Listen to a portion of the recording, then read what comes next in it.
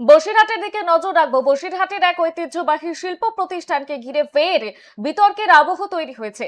বসিরহাট পৌরসভার 9 নম্বর ওয়ার্ডে অবস্থিত Basirhat cooperative industrial union limited বিক্রি করে দেওয়ার চক্রান্তের অভিযোগ তুলে তৃণমূল নেতা এবং তার ঘনিষ্ঠদের বিরুদ্ধে সরব হলেন কোঅপারেটিভের সদস্যরা।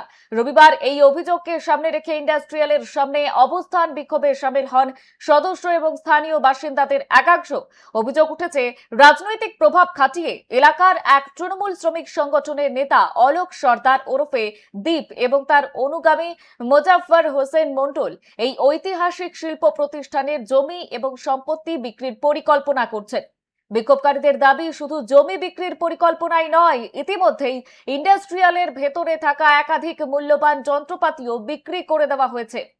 জানিয়ে রাখা ভালো, 1946 সালে প্রতিষ্ঠিত Basirhat cooperative industrial union limited একসময় রাজ্যের অন্যতম গুরুত্বপূর্ণ শিল্প কেন্দ্র হিসেবেই পরিচিত ছিল।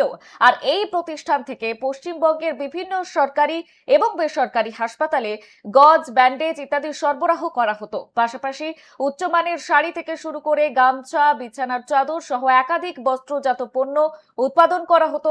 স্থানীয়দের মতে বহু পরিবারের রুজি রোজগারের অন্যতম ভরসা ছিল এই ইন্ডাস্ট্রিয়াল কোঅপারেটিভের সদস্যদের অভিযোগ, দীর্ঘদিন ধরে পরিকল্পিতভাবে এই প্রতিষ্ঠানকে অচল করে দেওয়া হয়েছে। 2022 সাল থেকে সদস্যরা এই বিষয়ে প্রতিবাদ জানিয়ে আসছেন, কিন্তু প্রতিবারই আন্দোলন দমাতে হুমকি, ভয় দেখানো এবং মিথ্যে মামলায় ফাঁসানোর অভিযোগ উঠেছে সংশ্লিষ্ট তৃণমূল নেতা এবং তার অনুগামীদের বিরুদ্ধে। বিক্ষোভকারীদের তরফে দাবি করা হচ্ছে, কোঅপারেটিভের সম্পত্তি এবং শিল্প ঐতিহ্য রক্ষা করতে অবিলম্বে প্রশাসনের হস্তক্ষেপ প্রয়োজন।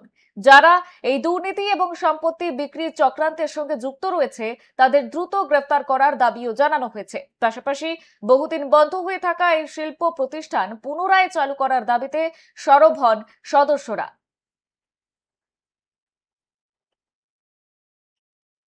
শাস্তি চাই, মুজাফফর হোসেনের দৃষ্টান্তমূলক শাস্তি চাই, শাস্তি চাই, শাস্তি চাই। মজিদকে শাস্তি চাই, শাস্তি চাই, শাস্তি চাই। সব লিখে দিয়েছি কালকে।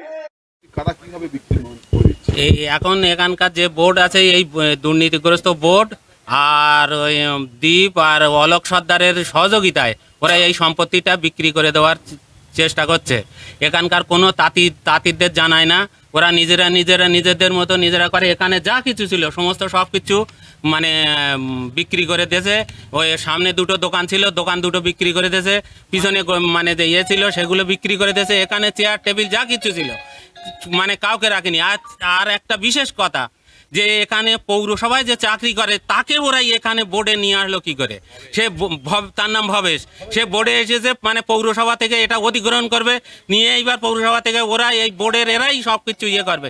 আমরা মোটামুটি 1 নম্বর দাবি, এই দুর্নীতিগ্রস্ত বোর্ডের মানে তদন্ত করে এদের গ্রেপ্তার করে এদের দৃষ্টান্তমূলক শাস্তি চাই। এই গরিব তাঁতিদের সম্পত্তি এরা এইরকমভাবে তছরূপ করছে বা লুটে পুটে খাচ্ছে। মাটিয়ায় একটা জমি ছিল, সেখানে 99 বছরের লিজ দিয়েছে।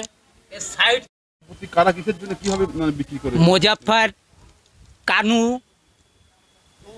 ওমর আলী, মজিদ, এর আইজুল, এরা মান্নান, এরা আমাদের এই সম্পত্তিগুলো সব হাতে করে শেষ করে দিয়েছে। ওরা নিজেরা বোর্ড সিলেক্ট করে ওরা মানে আমাদেরকে ঠান্ডা করে নাচিয়ে রেখেছে, না জানিয়ে ওরা বোর্ড গঠন করেছে। বোর্ড গঠন করার পরে ওরা বিক্রি করার চেষ্টা করছে এবং বিক্রি করিয়ে দিয়েছে।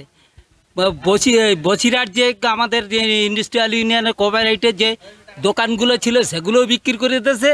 মাটিহাট একটা জায়গা ছিল 2.5 বিঘে মতো, সেটাও 99 বছরের লিজ দিয়েছে বিক্রি। আমরা 99 বছর যে বাঁচবো তার কি গ্যারান্টি আছে? আমাদের বোর্ড না জানিয়ে ওইগুলো করলো কি জন্য?